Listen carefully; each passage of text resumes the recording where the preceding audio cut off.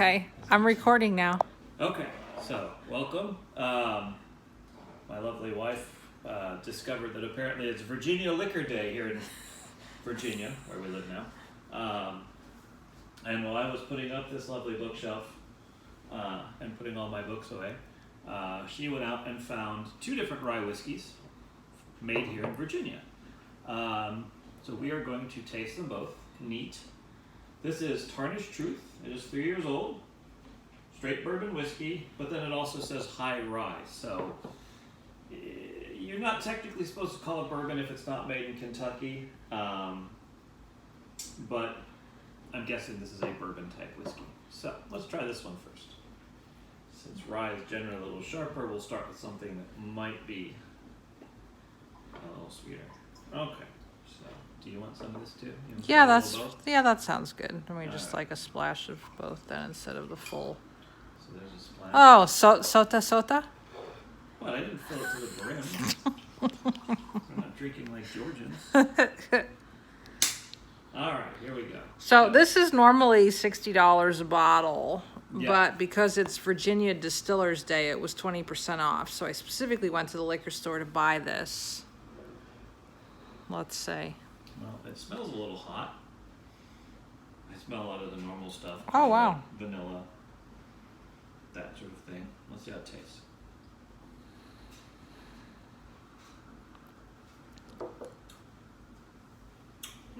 It's nice. Definitely more like a bourbon than a rye. It's a little bit sweet. There's a lot of caramel. Maybe, I don't know. It's probably cliche to say there's a little maple syrup in there, but that's sort of what I'm tasting is caramel and maple syrup. It's sweet. It's good. You could make a really nice. You could make a nice old fashioned with that, I think, because it's not too sweet. Or you could just drink it in a glass. This is very nice. This tastes exactly like the topping on creme brulee. Okay. That burnt sugar, Yeah. that's exactly what it tastes like, I think. Yeah, so it's like burnt turbinado sugar. So you get a little maple, you get maybe a little hidden molasses. But it's got a little, it is hot, Yeah, it's definitely hot. but it also has it's a little like pleasantly bitter at the back, I think. Yeah, I think that's probably because it's got some. Presumably, it's got rye in there. I hope so because I don't know why Interesting. they put rye on the bottle otherwise. Yeah. So that little bit of bitterness is probably from the rye. It has nice mouthfeel too. It's not terribly like syrupy. Mm-hmm. Yeah, I like that a lot actually. Would probably definitely buy that. I think again. I'm happy just drinking this. So if you want to go on to the other thing or whenever you're ready, you can. I mean, don't just you don't have to chug it down. Well, no, I'll just pour mine into yours. Oh, okay. There, now you have about a finger of booze there. I mean, you can do a finger this way where it's like one finger, which means it goes up to here. Or you can. Traditionally, you probably do it this way. It's two. That's one finger. Ah. That is one It's of one my man fingers. finger. Man finger. He's the man. That's a Frasier episode where they sing that. Manly finger. And they sing that. All right, I should really rinse this out. Do you want me to rinse it for you? No, of course not. Okay. We're on camera. Sometimes you have to make sacrifices for your art.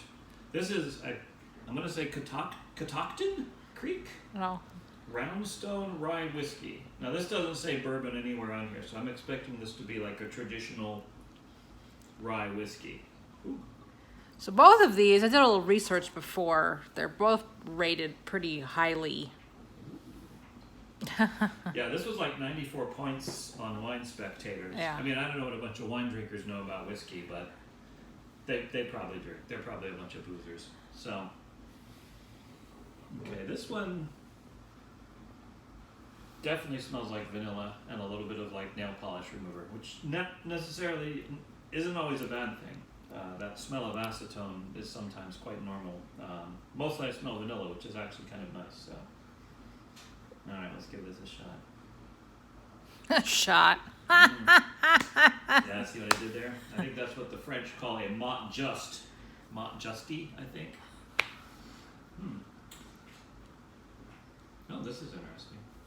Yeah, where is this distilled? Because the other one's distilled in Virginia Beach. So this this is one- Blue Ridge Mountains, Purcellville, Virginia. This is actually, I'm gonna have you taste this because it's almost got like a little fruity finish to it. It's actually quite nice. Oh, How that's to describe it? It smells like vanilla, but I get almost like an appley hit at the end of it. It's really good. I actually like it a lot.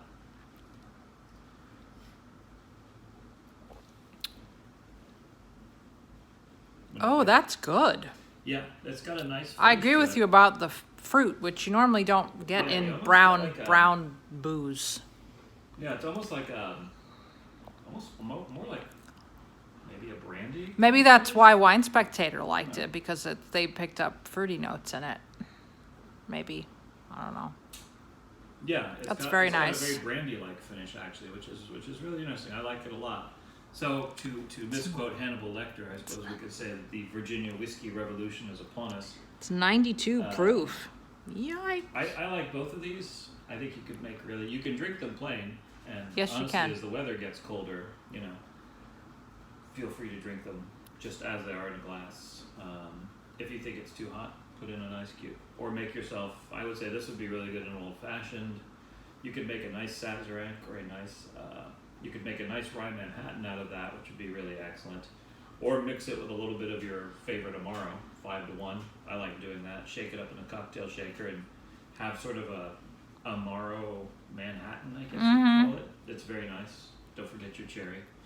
But yeah, either one of these, if you happen to be somewhere and they're selling Virginia whiskey and you see either of these, Tarnished Truth or Catoctin Creek. Well, it's always Apologize if I'm mispronouncing it's it. always nice to drink locally. So, and see what a lot of Easier too. If I drink globally, I have to move around a lot. No, It's I hard to know, keep the but I'm glass. saying that it's really interesting because If I had a jet. of all the alcohol rules in the United States, a lot of times things don't ever leave the state in which they're made. And there's a lot of small distilleries that are doing really interesting things. Yes, absolutely. Support So- your local booze makers. Yeah. Whether it's beer or wine or Spirits, yeah. spirits, Yep. liquor. Make sure and buy local if it's any good. I mean, I have known some places that turn out some pretty horrible stuff. This know. is not horrible. No, This it's stuff not. is quite good, and it would make a nice And this is contribution to anyone's home bar ensemble.